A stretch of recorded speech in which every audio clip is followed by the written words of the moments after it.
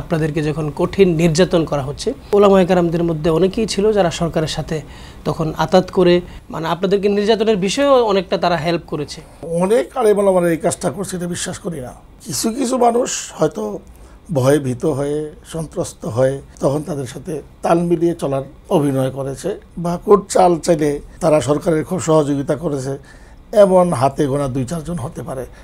তারা আমাদের বিচার চাইতে হবে না, তাদের জনগণ বিচার করে দিয়েছে, আল্লাহ বিচার করে দিয়েছে। তারা নিজের জায়গাতেও বসে থাকতে পারে নাই। যারা এমন ছিল তারা জায়গা থেকে কি করছে। আসসালামু আলাইকুম ওয়া রাহমাতুল্লাহি ওয়া বারাকাতুহু। প্রিয় দর্শক শ্রোতা, কাছে কিংবা দূরে, দেশে কিংবা প্রবাসে, আপনারা যে যেখান থেকে আপনাদের প্রিয় চ্যানেল changeTV.press এই আয়োজনে আমাদের সাথে রয়েছেন, আপনাদের সকলকে স্বাগত জানাচ্ছি এবং আপনাদেরকে আরেকটি নতুন একটি অনুষ্ঠানের আহ্বান জানাচ্ছি দেখার জন্যে। আমাদের অনুষ্ঠানটির নাম হলো সোজা সাপটা। আজকে আমাদের এই অনুষ্ঠানের অতিথি হিসাবে উপস্থিত রয়েছেন বাংলাদেশের প্রখ্যাত আলেমে দ্বীন, বাংলাদেশের ঢাকার প্রবীণ মাদ্রাসা এবং অত্যন্ত কওমি মাদ্রাসার মধ্যে যে মাদ্রাসাটিতে অন্যতম হিসেবে ধরা হয় বাড়িধারা মাদ্রাসার সম্মানিত মুহতামিম, হেফাজতে ইসলাম বাংলাদেশের সম্মানিত যুগ্ম মহাসচিব মুফতি মনির হোসেন কাসেমি। চলুন প্রিয় দর্শক, আমরা মূল অনুষ্ঠানে চলে যাই। এখন তো আর আওয়ামী লীগ নেই, আওয়ামী লীগ চলে গেছে, প্রায় 1 বছর হয়ে গেছে।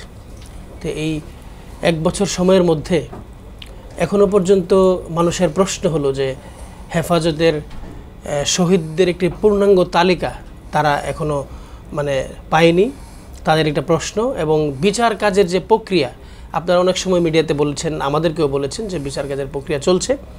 তো এটার অগ্রগতি সম্পর্কে আমি আপনার কাছে জানতে চাচ্ছি। ধন্যবাদ আপনাকে, ভালো প্রশ্ন করেছেন। আসলে কোনো কিছু নিয়েই বিচলিত হওয়ার কিছু নেই। 1 বছর হয়েছে, এই 1 বছরের মধ্যে বর্তমান যে সরকার আসলো, এই সরকারকে বুঝতেও সময় লাগছে, সরকার আমাদেরকে বুঝতেও সময় লাগছে কিছুটা। সবচেয়ে বড় কথা হলো সরকার স্বাভাবিকভাবে কাজ করতে, আমি সরকারের স্বাভাবিক হব না কোনোভাবেই, সরকারকে আরও তড়িৎ কর্ম হওয়া উচিত ছিল। এ ব্যাপারে হতে পারেনি যে এর কারণ যেগুলো আছে, এর মধ্যে অন্যতম কারণ হলো এই প্রক্রিয়াটা চালাতে হলে, বিচারের প্রক্রিয়া চালাতে হলে, মামলার প্রক্রিয়া চালাতে হলে যে টেবিলগুলো হয়ে এগুলো চূড়ান্ত পর্যায়ে পৌঁছবে, সেই টেবিলগুলোতে কারা বসে আছে তা দেখার বিষয়। সরকার প্রথম ব্যর্থতা তার এটাই যে প্রশাসন থেকে আওয়ামী দোসরদেরকে এখনও সরাতে পারেনি। এখনও প্রায় 70% সচিব, উপসচিব যা আছে তারা, আরও আমলা যারা আছেন তারা নিজেরা বহাল তবিয়ত নিজ জায়গায় আছেন। তো তারা কার সার্ভিস দেবে? বর্তমান সরকারের আপনার আমার না তাদের যারা প্রভু ছিল তাদের? এই জন্য প্রথম কাজ হলো, এখনও সময় আছে, যে সময়টা আছে সরকারের, এখনও 6-7 মাস সময় আছে। সরকার অবশ্যই এই বিচার কাজ হাত দিয়েছে দেখতেছি, কিন্তু অগ্রগতি বলতে গেলে সন্তোষজনক নয়। এজন্য হেফাজত কোনোভাবেই এই দায়িত্ব এড়াতে পারে না। আমিও না, আমার মতো আরও যারা আছেন সহকর্মীরা, প্রত্যেকেই নিজ নিজ জায়গা থেকে আরও বেশি সক্রিয় হওয়া দরকার, যেন গত 1 বছরে যে লস হয়ে গেছে আগামী 6 মাসে সেই লসটাও পূরণ করে নেওয়া যায় আর কাঙ্ক্ষিত পর্যায়ে বিচার কার্যকে পৌঁছানো যায়। এই জন্য আমাদেরকে আরও অ্যাক্টিভ হতে হবে, আরও সক্রিয় হতে হবে, আরও সদিচ্ছার পরিচয় দিতে হবে। বর্তমান যে ইন্টারিম গভর্নমেন্ট রয়েছে, এই গভর্নমেন্টের অন্যতম শক্তি, গণ অভ্যুত্থানের অন্যতম একটি শক্তি হলো কওমি মাদ্রাসা। কওমি মাদ্রাসার অসংখ্য ছাত্ররা জীবন দিয়েছে এবং কওমি মাদ্রাসার ছাত্র, শিক্ষক যারা সমর্থন রয়েছে তারা প্রতিরোধে অংশগ্রহণ করেছে। কিন্তু আমরা দেখতে পাচ্ছি যে অনেকেরই প্রশ্ন এটা যে এই 1 বছর ধরে বিভিন্ন প্রোগ্রাম হচ্ছে এই বিভিন্ন বিশ্ববিদ্যালয়ে, কলেজ, ইউনিভার্সিটিগুলোতে, এই যে 1 বছর চলে যাচ্ছে, এই চলে যাওয়ার মধ্যে আমরা কিন্তু দেখিনি যে কওমি মাদ্রাসার মধ্যে যে অন্যান্য জায়গায় যে সুন্দর সুন্দর প্রোগ্রাম হচ্ছে, এই ধরনের প্রোগ্রাম কিন্তু কওমি মাদ্রাসায় লক্ষ্য করা যাচ্ছে না। এই প্রসঙ্গে যদি আপনি কিছু বলতেন। সবসময় খেয়াল রাখতে হবে, আমাদের নিজের অধিকার বুঝে নিতে হয়, কেউ দিয়ে দেয় না। আর নিজেদেরও পূর্ব থেকে চর্চা থাকতে হয় কোনো জিনিসকে করার। এই জন্য দুটিরই ঘাটতি আছে আমাদের। এটা তো আমাদের এই ঘাটতি আছে এটা স্বীকার করতে কোনো আপত্তি নেই। কারণ হলো আমরা তো আসলে নুন আনতে পান্তা ফুরায় এমন একটা অবস্থাতে আমাদের দিন কাটে। আমাদের অর্থনৈতিক যে আছে এতে তো সরকারের কাছ থেকে আমরা কোনো সাপোর্ট তো কোনো সময়ই নিই না, এবং এটা আমাদের গর্বের জায়গা, আমরা নেই না। জি, তাহলে আমাদের এই সীমাবদ্ধ যে যতটুকু অ্যাবিলিটি আছে এটা দিয়ে আমরা যতটুকু চর্চা রাখতে পেরেছি পূর্ব থেকে ততটুকুই আছে। যতটুকু আমাদের অধিকার আমরা হাসিল করতে চেয়েছি ততটুকুই পেরেছি। এখন সীমাবদ্ধ নিজের সক্ষমতা বলি, অ্যাবিলিটি বলি, এটাকে দিয়ে আমি অসীম কোনো কিছু অর্জন করে ফেলবো, এটা হয় না কখনো। আনন্যাচারাল কোনো কিছু আমার কাছে চলে আসবে না এইভাবেই।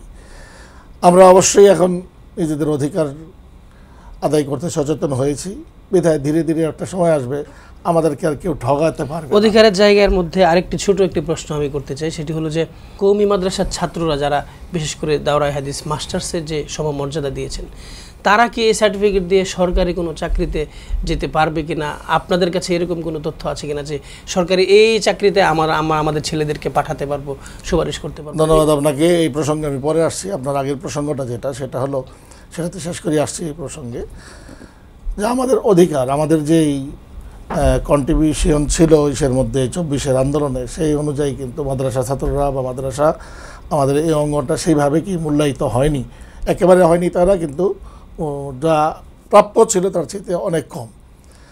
তাহলে কেন এমনটা হলো? আমরা যদি ধরে নিই যে বর্তমান যারা সরকার চালাচ্ছেন এরা সব ফেরেশতা, আগেগুলো সব শয়তান ছিল, এগুলো সব ফেরেশতা বসাই দিয়েছি, এই জায়গাটায় আমরা ভুল করব। এরা আমাদেরকে কোনো জিনিস সহজে দিবে না, ওরা বাঁকা পথে হাঁটবে, ওখান থেকে জোর করে আদায় করে নিতে হবে আমাদেরটা। যেমন এই যে বিচার প্রক্রিয়ার কথা বলি, আমাদের মামলাগুলোর কথা বলি, হেফাজতের মামলাগুলো এখনও অর্ধেকের বেশি মামলা বাকি। কেন বাকি রইল? এটা কেন একটা মানে এক্সিকিউটিভ পাওয়ারের বলে কেন এটাকে উঠানো হলো না? এই কাজটা এই জন্য হয় নাই, অধিকার আদায়ে আমরা আমাদের চিরাচরিত নিয়ম অ্যাপ্লাই করে চলছি। আমাদেরকে এই জায়গাটা আরও কঠোর হতে হবে, এবং তখনই আমাদের অধিকার আমরা পাবো। এখন যারা আসছেন তারা একেবারে শেখ হাসিনা খুব বেশি খারাপ আর তারা খুব ভালো, সেই ধরনের না। অবশ্যই তার চাইতে যদি আমরা করি তুলনামূলক অনেক ভালো, কিন্তু এই ভালো কার জন্য? তাদের নিজেদের গণ্ডির ভিতরে। তারা আবহাওয়ার জন্য, সাধারণের জন্য তো ভালো না, তারা আলেমাদের জন্য তো ভালো না, মসজিদ মাদ্রাসার জন্য অতটা ভালো না যতটা আমরা কি মনে করি যেন ওখানে বোধ হয় কোনো সেইগুলো দিসকে বসাই দিয়েছি। ব্যাপারটা এমন না। এজন্য আগের চাইতে আরও বেশি সচেতনতার সাথে এই সময়গুলো আমাদের কাটাতে হবে, নিজের অধিকারের ব্যাপারেও আমাদেরকে সচেতন হতে হবে। বাকি রইল আমাদের কওমি মাদ্রাসার স্বীকৃতি। কওমি মাদ্রাসার স্বীকৃতি আলহামদুলিল্লাহ 150 বছর যাবৎ সামাজিকভাবে আমরা স্বীকৃত একটা জনগোষ্ঠী, এবং আমরা বিনা পয়সায় শ্রম দিয়ে, নিজের শ্রম, নিজের পকেটের পয়সা খরচ করে, সময় দিয়ে এই দেশের কল্যাণে কাজ করে চলছি আজকে 150 বছর, এবং সেই জায়গাটায় আমরা সফল, এবং আমাদের এটা স্বীকৃত সামাজিকভাবে। এখন হয়তো লেখে দাওরা হাদিস পাস, সাথে কামেল পাস, এটা সেটা লেখে, কিন্তু একটা সময় ছিল এই কামেল টামেল কিছুই লিখতো না, দাওরা হাদিস পাস, ইমাম চাই। ইমামির ক্ষেত্রেই বলেন, বা এলমের প্রয়োজন হয়, মাসলা মাসাইলের প্রয়োজন হয়, এমন সব ক্ষেত্রগুলোতে মানুষের চয়েস ছিল এই কওমি মাদ্রাসা কেন্দ্রিক আলিম ওলামা, এবং তাদের উপরে তাদের আস্থা ছিল বিধায় এটা একটা স্বীকৃত সেক্টর। বাকি রইল আমাদের একটা অংশ বিশেষকে, আমাদের চূড়ান্ত পর্যায়ের যে দাওরা হাদিস, এটার মান, শুধু এটার মান, পুরা সিলেবাসের মান দেয়নি। কিন্তু এখানে আমাদের মানে ক্লাস 10 থেকে শুরু হয়ে একেবারে কী বলে এইচএসসি পার হয়ে আপনার অনার্স বা ডিগ্রি পার হয়ে মাস্টার্স পর্যন্ত পুরো ধারাবাহিকতা রক্ষা করা হয়নি। শুধু দাওরা হাদিসের মান দিয়েছে, যেন এটা দিয়ে আমরা যে শিক্ষিত এটা বলতে পারি। আমরা মাস্টার্স পাস না হয়, একজন মাস্টার্স পাসের যা যা অধিকার হয় এটাতে সেই অধিকারগুলো স্বীকার করা হয়নি। এজন্য আর এটা খুব একেবারে প্রয়োজন আমাদের, সেটাও আমরা চাচ্ছি না। সরকারি কোনো সুবিধা পাবো কি পাবো না এটা নিয়ে আমাদের কোনো হেডেক নাই, কখনো ছিলও না। এলমেদিন মানুষ হাসিল করে নিজের আখরাত ঠিক করার জন্য, দুনিয়া ঠিক করার জন্য, জাতির দুনিয়া এবং আখরাত ঠিক করার জন্য। এখন জাতির দুনিয়া আখেরাত ঠিক করার জন্য, জাতির অন্যান্য প্রয়োজনে ওলামায়ে কেরামদেরকে তো দরকার। হ্যাঁ, প্রয়োজনে ওলামা একরামের প্রয়োজন দরকার, এটা যেমন মহাসত্য কথা। আবার সরকারি প্রসেসে ভিতরে ঢুকে গেলে আলেম ওলামারা নিজ দায়িত্ব পালন করতে স্বাধীনভাবে পারে না, এটা আবহমান কাল থেকে প্রমাণিত সত্য। এদেরকে দরবারি আলেম বলা হয়। তখন তারা সরকারি, এখনও পর্যন্ত আহলে হকের মধ্যে আমাদের ভাই ব্রাদার, আমাদের বন্ধুবান্ধব যারা সরকারি চাকরি নিয়েছেন বিভিন্নভাবে, তারা আমাদের এখানে মানে কিসের রোল প্লে করে আমি বলবো, তারা না ইধার কা না উধার কা, এটাকে ওই উর্দুর একটা পরিভাষা আছে, সেটাকে প্রবাদ আছে, ধুবিকা কুত্তা না ঘর কা না ঘাট কা, এমন একটা অবস্থায় তারা পড়ে যায়। সত্যকে সত্য, মিথ্যাকে মিথ্যা তারা বুক টান করে বলতে পারে না। কিন্তু বেসরকারি অবস্থায় যারা 99% উপরে যে সমস্ত ওলামা একরাম আছে, তারা স্বাধীনচেতা, তারা দুনিয়ারও সেবা করতে পারে, দেশেরও সেবা করতে পারে, জনগণের দুনিয়া আখেরাত অবহেলা ঠিক রাখার জন্য নিজের জায়গা থেকে নিজের দায়িত্ব পালন করতে পারে। আরেকটা বিষয় জানবো যে আমরা দেখেছি যে হেফাজতের সময় আপনাদেরকে যখন কঠিন নির্যাতন করা হচ্ছে, অনেক ওলামা একরামদের মধ্যে অনেকেই ছিল যারা সরকারের সাথে তখন আতাত করে যাতে মানে আপনাদেরকে নির্যাতনের বিষয়েও অনেকটা তারা হেল্প করেছে, মানে তারা পক্ষে ছিল, তারা প্রতিবাদ করেনি। তো ওই সমস্ত আলেমদের বা ওলামা একরামদেরকে আপনারা কোনো বিচার চান কিনা, বা তাদের সাথে এখন আপনাদের সম্পর্কটা কীরকম? না, আমরা ব্যক্তিগতভাবে অনেক আলেম ওলামারা এই কাজটা করছে এটা বিশ্বাস করি না।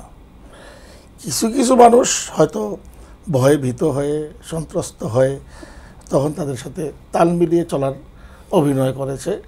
এটাই হলো, যেই কজনই করেছে তার মধ্যে অধিকাংশের অবস্থা একেবারে মানে আমাদের ক্ষতি করে ফেলবে, বা এই ধরনের বিবৃতি দিয়ে বা কোর্ট চাল চাইলে তারা সরকারের খুব সহযোগিতা করেছে, এমন হাতে গোনা 2-4 জন হতে পারে। তারা আমাদের বিচার চাইতে হবে না, তাদের জনগণ বিচার করে দিয়েছে, আল্লাহ বিচার করে দিয়েছে। তারা নিজের জায়গাতেও বসে থাকতে পারে নাই। যারা এমন ছিল তারা জায়গা থেকে কি করছে। অনেক ধন্যবাদ আপনাকে। আপনি changetv.press-এর নিয়মিত আয়োজন সোজা সাপটা অনুষ্ঠানে এতক্ষণ ছিলেন, আপনাকে অসংখ্য ধন্যবাদ জানাচ্ছি। আপনাদেরকে ধন্যবাদ, দর্শকবৃন্দকে ধন্যবাদ। প্রিয় দর্শক শ্রোতা, এতক্ষণ আপনারা দেখছিলেন আপনাদের প্রিয় চ্যানেল changetv.press-এর নিয়মিত আয়োজন সোজা সাপটা অনুষ্ঠান। আজকে আমাদের অনুষ্ঠানের সম্মানিত অতিথি হিসাবে উপস্থিত ছিলেন হেফাজত ইসলাম বাংলাদেশের যুগ্ম মহাসচিব মুফতি মনির হোসেন কাসেমি। প্রিয় দর্শক শ্রোতা, আমরা অনুষ্ঠানের একেবারে শেষ পর্যায়ে এসেছি। আপনারা আপনাদের যে কথাগুলো রয়েছে সেগুলো আমাদের কমেন্ট বক্সে জানাবেন, এবং আমরাও চেষ্টা করব যে আপনাদের মতামতের ভিত্তিতে অনুষ্ঠানগুলো সাজানোর জন্য। প্রিয় দর্শক শ্রোতা, শেষ করছি, আবারও দেখা হবে আগামী পর্বে। থাকুন চেঞ্জ টিভির সঙ্গে এবং শুভ পরিবর্তনের সঙ্গে। আসসালামু আলাইকুম রহমতুল্লাহ বারাকাতুহু।